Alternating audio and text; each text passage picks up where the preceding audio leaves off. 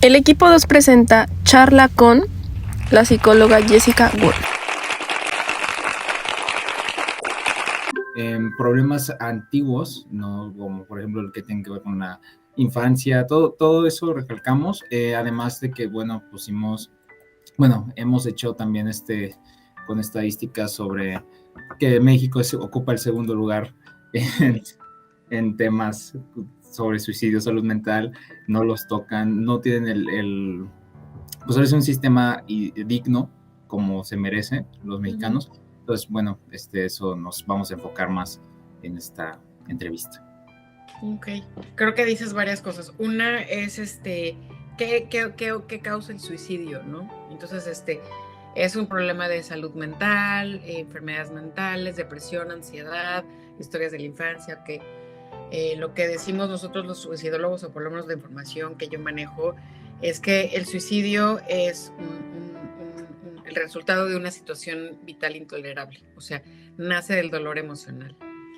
Entonces, muchas personas que tienen depresión o ansiedad se suicidan, pero no todas las personas que se suicidan tienen depresión o ansiedad.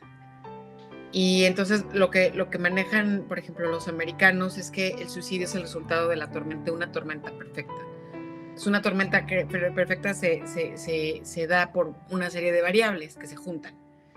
Pudiste haber perdido el trabajo, terminado con la novia, te tocó la pandemia, y todo eso hace como una especie de cóctel que lleva a un pico de dolor emocional y por lo tanto a una persona a llevar la idea de quitarse la vida. Desde mi perspectiva, toda persona, si tiene vida, tiene la posibilidad de quitarse la vida. Entonces el suicidio no distingue ni raza, ni credo, ni clase social, ni nada, ¿no? Eso por un lado. Entonces, no es solo un evento que lleva a una persona a la idea de suicidarse, sino es una serie de eventos que se juntan a crear esa como tormenta perfecta o ese pico de dolor emocional, ¿no?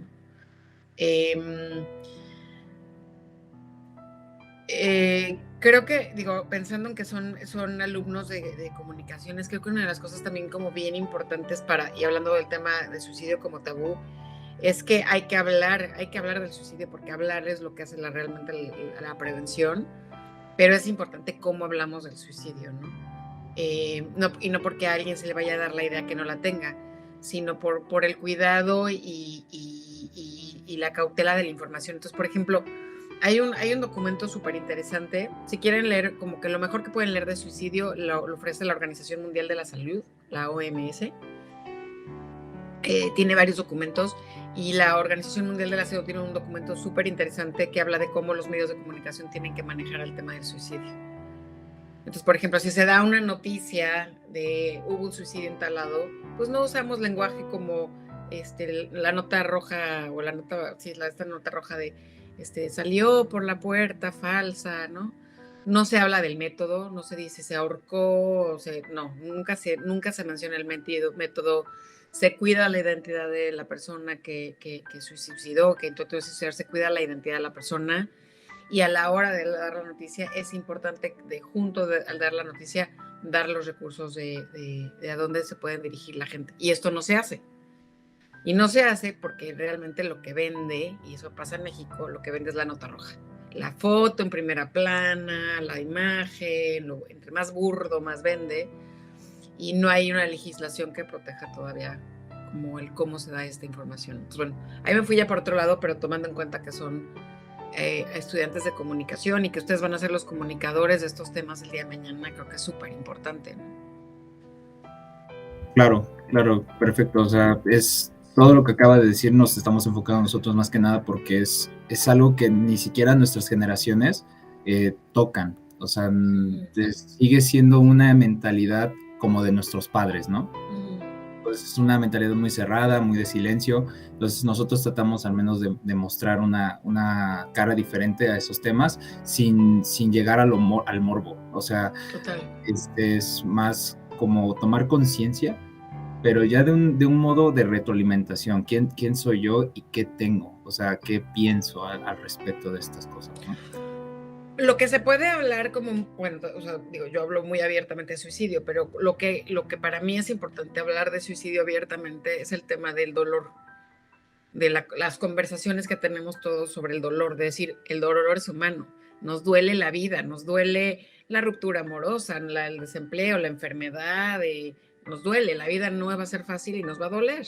Entonces, te duele a ti, me duele a mí, y como nos duele, y como sociedad la función que tenemos es en mitigar ese dolor, es en acompañarnos al dolor, en ser esa red de apoyo que protege de ese dolor, ¿no? Entonces, cuando tú puedes tener una conversación abierta con alguien que tú ves a tu amigo y le dices, ¿cómo estás? Y te dice, bien, bien, bien, ¿no? Si tú ves a alguien que le está pasando mal y le preguntas, ¿cómo estás? Y te dice, bien, porque no acostumbramos a hablar nuestras cosas o los trapitos sucios se lavan en casa, pero tú insistes y le dices, no te veo bien, ¿cómo estás? ¿No?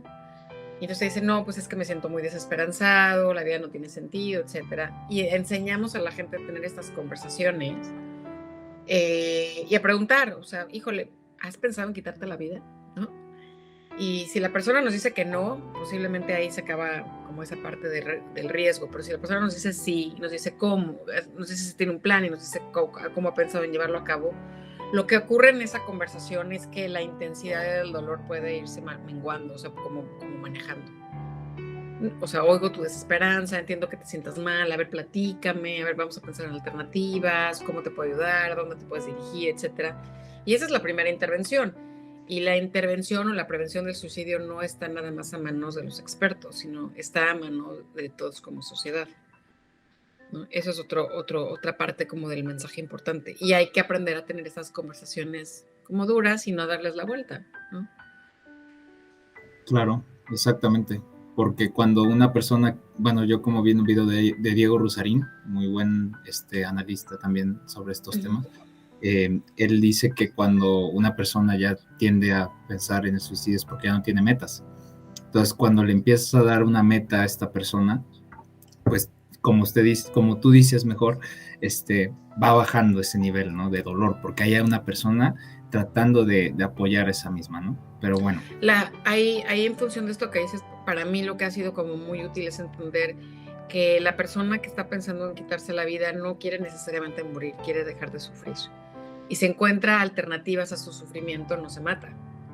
Entonces, y no es propiamente que tú le des la idea de las alternativas, sino que construyes con él las alternativas y que vea opciones, ¿no? Y si no las ve, por lo menos que vea que esta decisión de matarse tiene una serie de, entre comillas, consecuencias. Uno, que puede intentar y fallar, y qué implicaría eso para esa persona. Y dos, que si intenta y lleva a cabo el suicidio, porque no decimos que se logra, ya no se decimos que se logra porque no es una cosa de éxito. Si logra quitarse, si lleva a cabo el quitarse la vida, va a tener un efecto en los demás. Entonces el suicidio es de alto impacto para la gente que se queda. Entonces, bueno, otra vez somos seres individuales, pero también somos seres sociales y lo que nosotros hacemos impacta a los demás. Y hay que tomar conciencia también de ello, ¿no? Pero bueno, otra vez regresando a que hay un entretejido social en donde la prevención está a manos de muchos, no nada más de los expertos, ¿no? Exactamente, totalmente de acuerdo. Bueno, tomaremos entonces, empezaremos con nuestra entrevista. Okay. La primera pregunta creo que ya se contestó totalmente, que es ¿qué es el suicidio? Okay. Pero por favor, Jessica, ¿nos puedes decir a tu perspectiva qué es el suicidio? El suicidio es el resultado de una situación intolerable. El suicidio nace de la desesperanza, del dolor emocional, y así como tenemos un umbral físico de dolor, tenemos un umbral emocional del dolor. Entonces, cada quien tolera de diferentes formas el dolor físico en diferentes momentos de la vida, cada quien tolera de diferentes formas el dolor emocional y las circunstancias emocionales. Si el dolor emocional toca o rebasa ese umbral, es fácil que una persona piense en me quiero morir como una manera de dejar de sufrir. Okay, me parece muy interesante, creo que mis compañeras y yo compartimos totalmente esta opinión. Seguimos con la segunda pregunta, que es, bueno, hasta la fecha, como ya hemos mencionado, la salud mental sigue siendo un tema delicado, tema tabú para la sociedad, sin darle un trato justo y digno como se merece. ¿Tú a qué crees que se deba? Pareciera que hay una clara división, o así no los hemos comprado, nos han hecho creer, entre nosotros los sanos y aquellos los enfermos. Y la realidad es que para mí, que soy terapeuta, psicóloga y que trabajo en salud mental, no hay una diferencia. O sea, todos batallamos en diferentes momentos de nuestra vida con nuestra salud mental. Y no por eso quiere decir que seamos depresivos o seamos ansiosos o bipolares o lo que sea. O sea, todos tenemos salud física y tenemos salud mental. Y a veces perdemos la salud física porque comemos de más, comemos de menos, nos enfermamos, etcétera. Y lo mismo pasa con la salud mental. Entonces, si has en algún momento de tu vida padecido de depresión o ansiedad, eso no te hace ser una persona depresiva o ansiosa. Entonces, la salud mental es un reto de todos los días, en todos nosotros. Y hay que hablar así como de suicidio, de salud mental, porque para todos ha sido un reto. Y creo que situaciones como las que estamos viviendo hoy en día, esto de la pandemia, nos ha hecho a todos darnos cuenta que la salud mental es un tema, que a todos nos cuesta el aislamiento, la incertidumbre, el no tener control sobre los resultados o la certeza de la vida, ¿no? Entonces, la salud mental no es necesariamente enfermedad mental. La salud mental es ese equilibrio que estamos buscando todos para navegar y atravesar esta experiencia que se llama vida, ¿no? Claro, de hecho lo que usted menciona pues es muy importante porque pues hoy en día las personas lo toman como un tema más, pero no como el tema, o sea, tiene que ser el tema del que se tiene que hablar. Y pues ante esto, ¿tú cuáles crees que son los factores de riesgo más importantes que se asocian con la conducta suicida?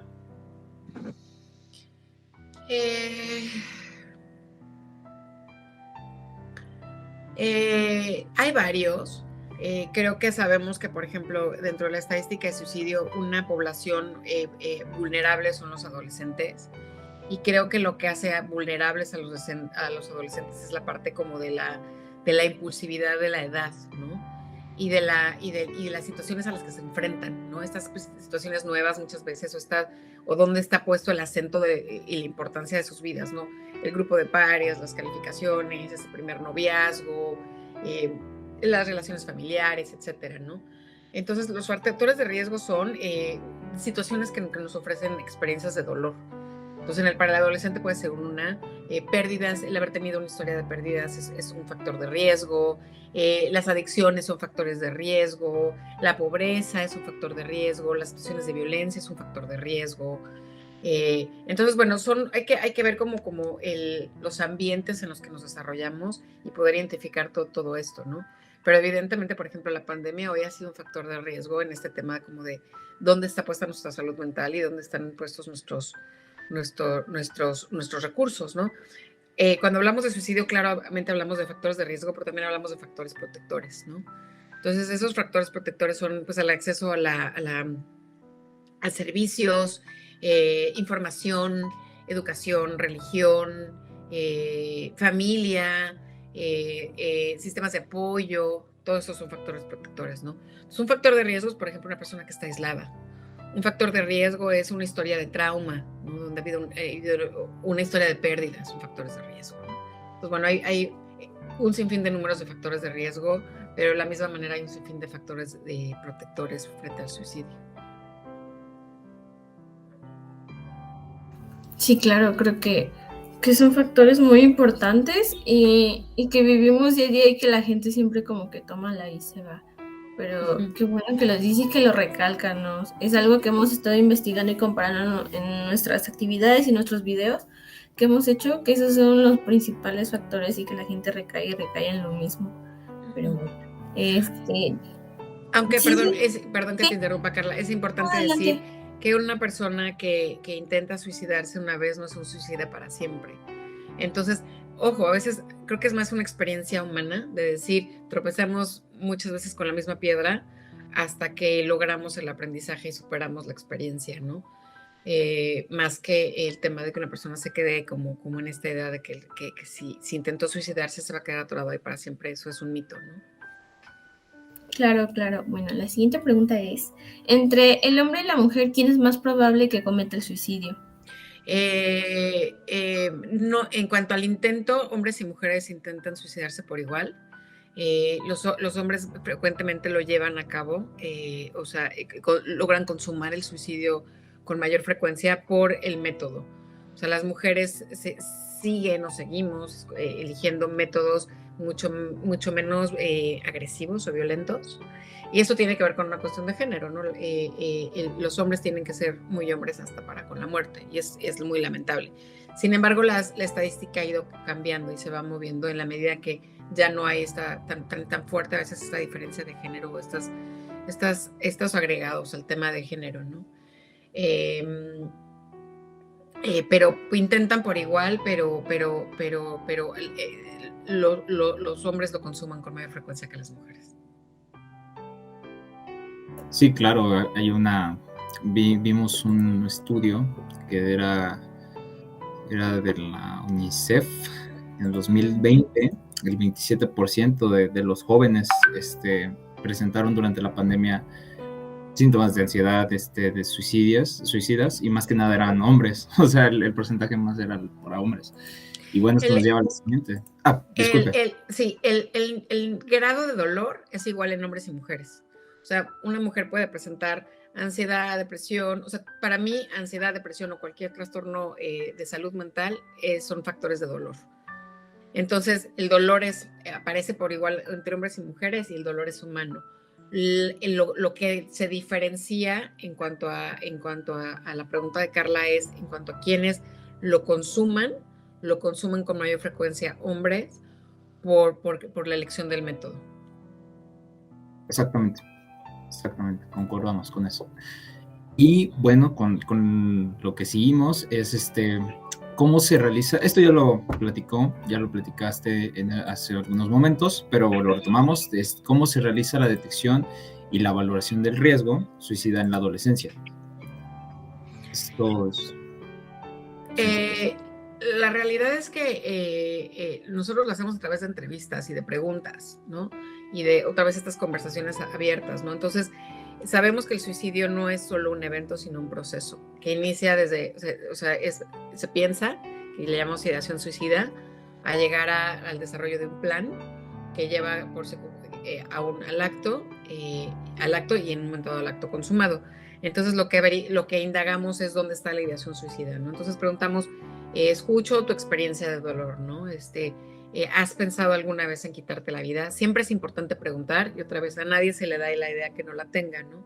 Entonces, si la persona me dice, sí lo he pensado, abre un camino. Si me dice no, digamos que hasta ahí llegamos, ¿no? Si me dice sí lo he pensado, el riesgo, digamos, es así, ¿no? Ya lo pensó, ya avanzó, es en este camino. Pero y le digo, bueno, ¿has pensado cómo? Y me dice no, ok, nos quedamos hasta ese punto. Pero si me dice sí lo he pensado, ¿cómo? Y le digo, bueno, ¿cómo has pensado? Y sé que tiene el método, y me dice que tiene el método a la mano, el riesgo es mucho mayor. Entonces, si ya recorrió el camino de la ideación, si ya recorrió el camino del desarrollo del plan, el riesgo es mucho mayor. Entonces, si tiene el método enfrente, si ya tomó las pastillas, si ya se tomó unas, pero, o sea, entonces el riesgo va aumentando en ese camino del paso de la ideación a la planeación y al acto mismo, ¿no? Ok, de hecho, bueno, mencionabas hace un momento que cuando una persona se suicida, los demás pues hasta tienen a estar afectados, o sea, les afecta bastante que la persona haya cometido pues el suicidio. Ante esto, ¿puede heredarse el instinto suicida? O sea, ¿se puede heredar ese instinto? Ok,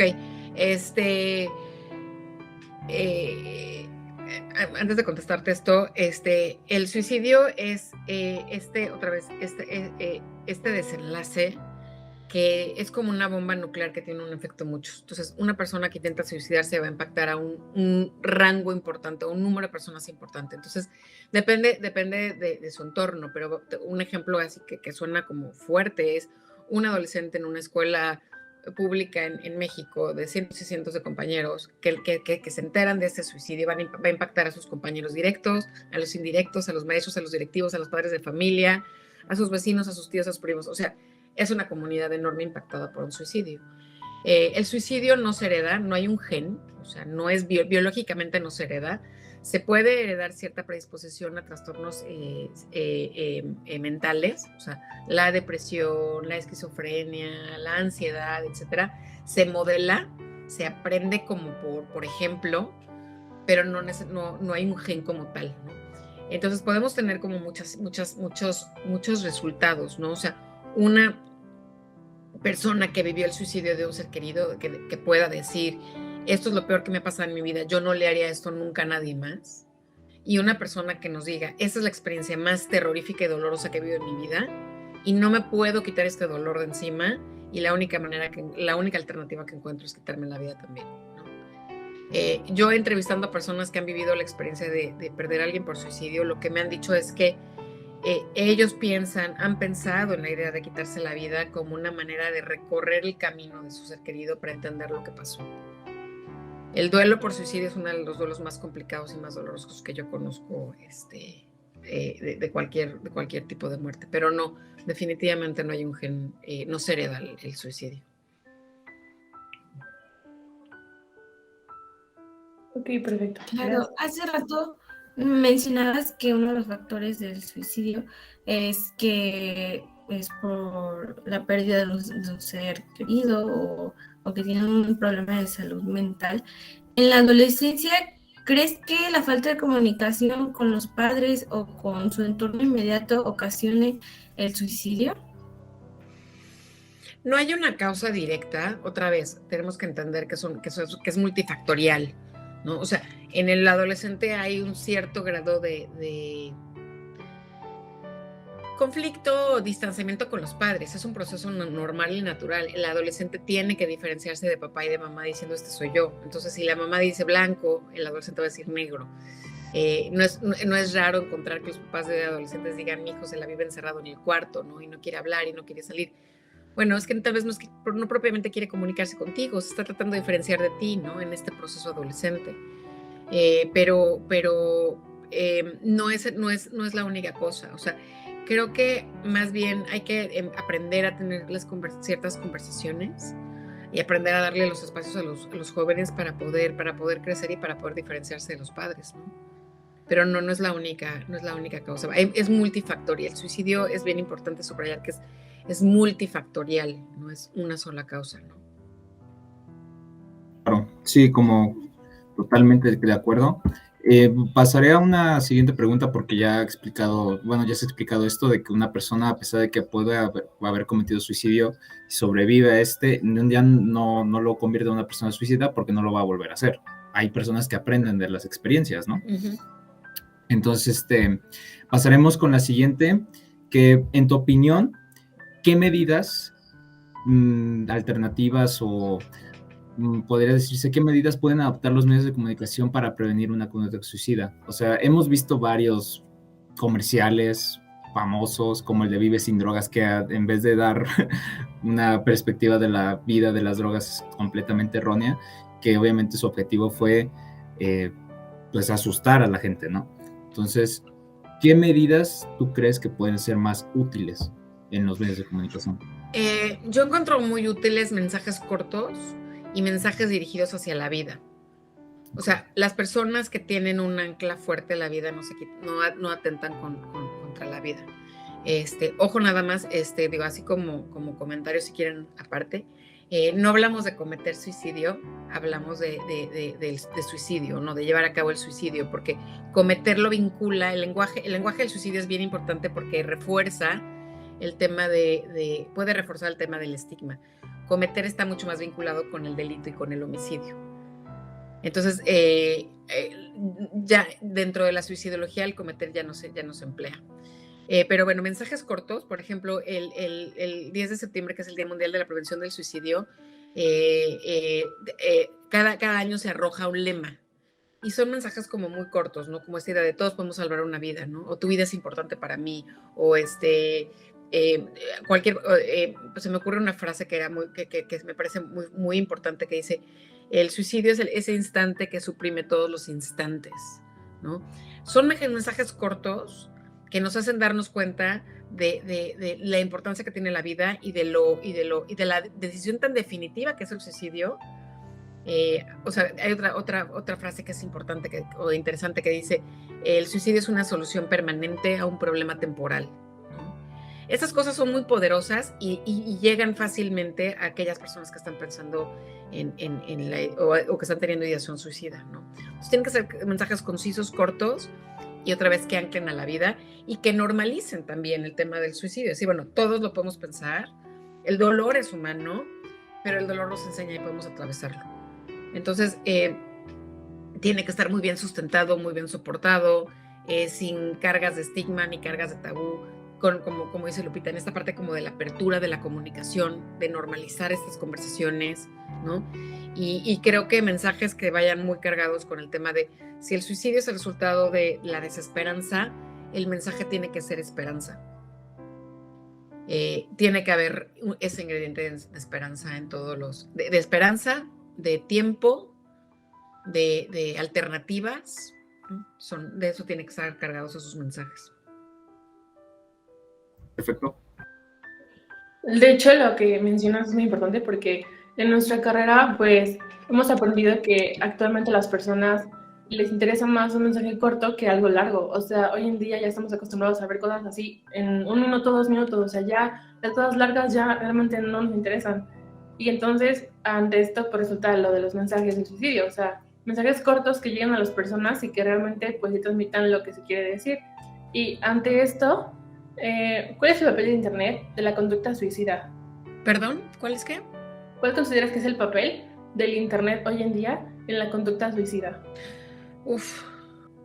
Creo que es una muy buena pregunta porque que tiene como varias capas. O sea, el Internet como tal, lo que pasa con el Internet es que nos ofrece, es un estímulo constante de información. Estamos rebaseados de información, ¿no? Entonces, recibimos información desde muchos medios, no sabemos qué información es fidedigna o no, estamos invadidos de imágenes. Entonces, todo eso ha generado que las personas hoy estemos más ansiosas. Es demasiada información, por un lado.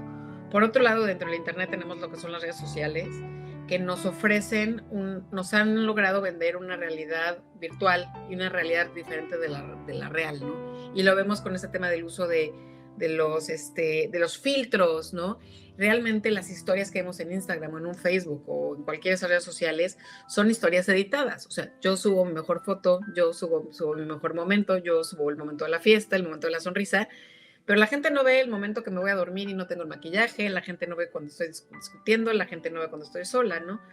Entonces ha creado esta realidad virtual, se ha llegado a confundir con la realidad virtual, y para el adolescente ha sido muy fuerte. Pensar que su vida no es lo que él ve en las redes sociales, ¿no? En el Internet, ¿no? Entonces, por un lado tienes la variable de la cantidad de información que genera esta ansiedad, que es también otro como factor de dolor, y este tema de la realidad virtual no es como mi realidad, que genera otro factor de dolor. Entonces, hay que tener cuidado porque entre yo observador del Internet o yo observador de la red social y la red social tiene que haber como un traductor o un filtro que diga, hey, no todo lo que estás viendo es real. Hey, puedes cerrar la computadora y desconectarte de esta información, no te sirve, ¿no? El tema con el adolescente es que no hay nadie intermedio, no está mamá sentada junto a él leyendo el Instagram o viendo el Instagram diciéndole, ¿sí saben cómo un filtro? Esa chica es normal como cualquiera. No estamos ahí, ¿no? Entonces, los jóvenes están absorbiendo esta información, ¿no? Y la diferencia es que antes, con las computadoras fijas, tú las cerrabas y te ibas a la calle y pues y vivías. Hoy con el celular y el Internet y la red social nos acompaña a todas partes.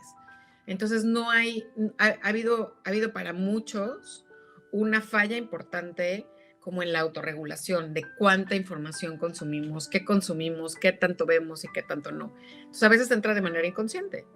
No nos cuestionamos cuánta información estamos consumiendo todos los días y si estamos o no, por qué estamos ansiosos, y tampoco nos cuestionamos realmente todo el tiempo si lo que estamos viendo es real o virtual, ¿no? Entonces sí ha sido, yo creo que la tecnología ha sido una variable importante de dolor. O sea, de oportunidad, pero también de dolor. Claro, en redes sociales existe también mucho el odio y el hate y los stickers que ya tenemos También. entre los influencers, y eso enseguida nos ataca y es muy difícil de controlar, pero creo que ahorita ya se está hablando más acerca de eso. Y bueno, la siguiente pregunta es, ¿son efectivos los programas clínicos de intervención llevados a cabo en México en la reducción de episodios futuros de una conducta suicida? A ver, repíteme la pregunta, Carla. Claro. ¿Son efectivos qué? Los programas clínicos de intervención llevados a cabo en México en la reducción de episodios futuros de una conducta suicida. La pregunta sería ¿qué programas? O sea, hay muchos programas. O sea, yo te puedo compartir que, o les puedo compartir que a raíz de la pandemia, una de las ventajas o beneficios que ha traído la pandemia es que mucha de la ayuda y de los programas se fueron también virtual. Entonces, otra vez, o sea, la tecnología tiene esta parte de oportunidad y de riesgo. Yo trabajo con la Universidad Iberoamericana en una línea de ayuda gratuita y en línea. Entonces, es increíble que hoy puedas tú desde tu casa conectarte a una atención psicológica gratuita sin tenerte que mover, ¿no? Entonces, yo pensaría que por ejemplo, ese servicio es muy efectivo, ¿no? Y ese servicio ayuda a mitigar como las experiencias de dolor y a reducir, por lo tanto, el riesgo suicida, ¿no? Pero depende del programa. Creo que lo que faltaría tal vez en México, a mis ojos, es como esta parte de estandarizar un poco más los sistemas de ayuda, para que pudiéramos todos tener el mismo lenguaje de qué es el suicidio, qué tenemos que estar comunicando, inclusive ustedes como comunicólogos, qué es el suicidio, qué tenemos que estar comunicando, qué sirve, qué no sirve. Es como la nota, esta nota que se da en el periódico o en las redes de un suicidio. O sea, no es la nota en sí, es el cómo se da. Puedes dar una nota y decir, a ver, los suicidios están aumentando y aquí están los servicios de ayuda y eso va a ayudar. O puedes decir, este suicidio y venderlo desde un lugar muy amarillista y no va a servir. Al contrario, va a tener una cosa que también sería importante que ustedes como revisaran ese efecto Werther, que es a la hora que se arroja cierta información, lo que tiene, en vez de prevención, lo que se lleva a cabo es como una imitación de la conducta suicida, ¿no? El efecto Werther de una mala distribución o una mala comunicación del suicidio. Entonces, por eso es tan importante el puente entre psicología y comunicación y la colaboración de psicólogos y comunicólogos en cuanto a la prevención del suicidio. Entonces, depende del programa. Hay programas muy efectivos, sí, pero no todos, ¿no? Claro, no, totalmente de acuerdo. Sí, hay muchas, hay a veces inconformidades y hay conformidades en diferentes formas de ayuda, ¿no? Yo lo veo en diferentes, por ejemplo, mi padre, que es médico, él me atiende muchas veces con medicina homopática, ¿no? Él me da terapias magnetizas y todo eso. Entonces, pues es totalmente diferente a otras personas que tienen un completo imagen sobre el tratamiento de la salud mental, ¿no? Entonces, bueno, esto nos lleva a la siguiente y última pregunta, que va abriendo con esta, que dice, ¿existe un fármaco eficaz en el tratamiento de la conducta suicida? A ver, otra vez, es buena la pregunta y la respuesta es compleja. O sea, hay un fármaco que ayuda a disminuir ciertas cuestiones de salud mental. O sea, puedes tomarte un antidepresivo, puedes tomarte un ansiolítico, puedes tomarte un antipsicótico. Todo eso va a reducir de alguna forma el malestar. Lo que sí es cierto es que, por ejemplo, en el caso de una persona que está profundamente deprimida o severamente deprimida, no tiene ni siquiera la energía para atentar contra su vida. Si tú la medicas, entonces lo que va a hacer es que sí, posiblemente va a seguir estando el cierto efecto de la depresión, pero va a haber más energía y con un poco más de energía puede intentar quitarse la vida. Entonces, lo que yo he escuchado con las familias con las que yo trabajo que han perdido a alguien por suicidio, es que algunos de sus familiares, no todos estaban medicados, obviamente, ¿no? Pero los que sí habían dado señales, los que sí tenían un tema de salud mental, los que sí habían sido diagnosticados con depresión o ansiedad, el fármaco no ayudó de alguna forma a desestimar o a prevenir el intento de suicidio. Creo que es un poco más complejo. Creo que otra vez podemos eliminar cierta sintomatología depresiva, ansiosa, psicótica, pero a final de cuentas creo que el suicidio tiene que ver con otra vez el dolor emocional es más complejo. Puede ser de sentido de vida, no le encuentro sentido a la vida, no sé a dónde voy, no sé si me gusta la carrera, la novia me terminó, etc. Y eso no va a haber ningún medicamento que te lo quite, hasta que no aprendas a lidiar con esas experiencias, a decir, ok, bueno, se fue la novia, pero llegará alguien más, o tengo que aprender a superar esto, ¿no? O perdí el trabajo, pero bueno, ¿qué significa? Entonces yo hablo un poquito también de la parte existencial del tema del suicidio o del riesgo suicida, de poder decir, ¿qué te ancla a la vida? O sea, ¿qué te tiene aquí? ¿Cuál es tu misión de vida? Etcétera, ¿no? Entonces, una persona que tiene una misión de vida clara, que tiene una razón para vivir, yo no me quitaría la vida por mis hijos. Yo quiero dejar un legado, yo tengo un trabajo que amo. Esas personas no piensan en quitarse la vida. Entonces, el sentido de vida es un factor importante, como más que la medicación, creo yo. Una de las cosas que va a ayudar a que la gente se quede con vida es encontrar un sentido de vida y una motivación más que la medicación por sí misma. La medicación no hace maravillas por sí misma. Y hasta es peligrosa. Y hasta puede llegar a ser peligrosa. Exactamente es lo que quería decir. Sin embargo, otra vez, no podemos leerlo, nada es absoluto, como decías tú, Abraham, nada es absoluto. O sea, hay personas que sí necesitan de la medicación, porque sin la medicación no van a estar bien.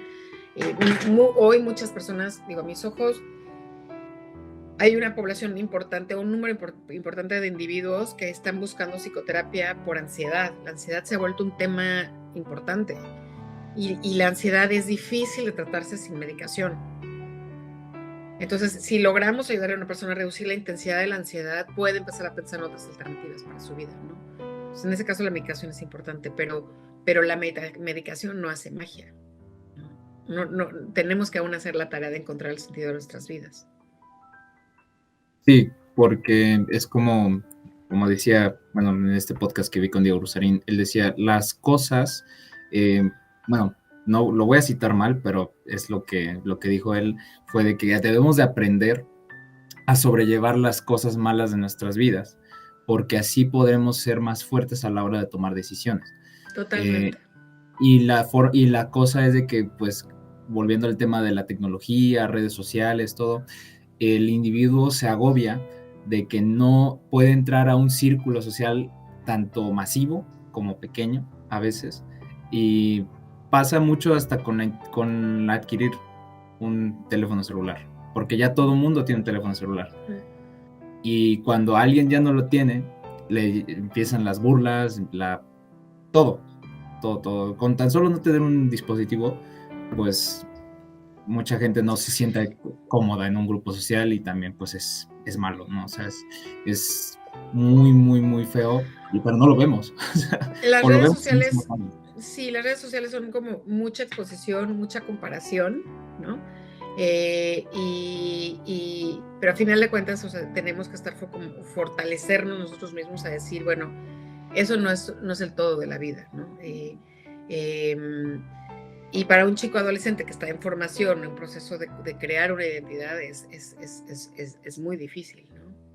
Pero bueno, para eso es importante el vínculo con los padres, un buen vínculo con los maestros, con sus pares, ¿no? Y ciertas prácticas éticas. Un riesgo de la tecnología también es este tema del anonimato, ¿no? Que ahí mucha gente dice, barbaridad y media, ¿no? Porque se puede escudar de, bueno, nadie sabe quién soy, o no me están viendo, ¿no? Exacto.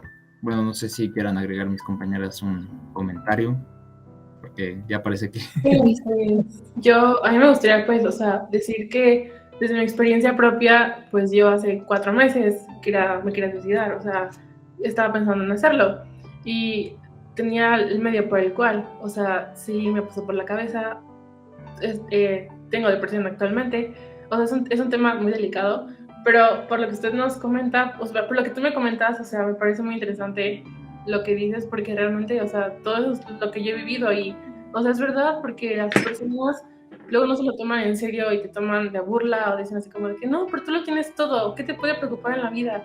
Y es como, es que no es eso, o sea, no es el qué me puede preocupar, es que estoy mal y, o sea, veo la muerte no como una salida, sino para terminar el sufrimiento del que estoy viviendo. Entonces, pues, sí me sentí muy identificada con todo lo que acabas de decir. Gracias, Lupita.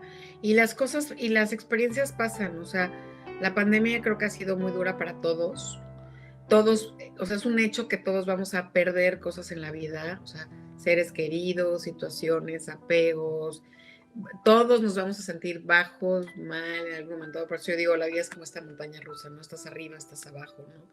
Todos vamos a pasar por las bajas y también por las altas. Entonces, si estás en la baja, nada más es cosa de esperar a volver a subir, ¿no? Porque vas a volver a subir, porque esa es parte de la vida, ¿no?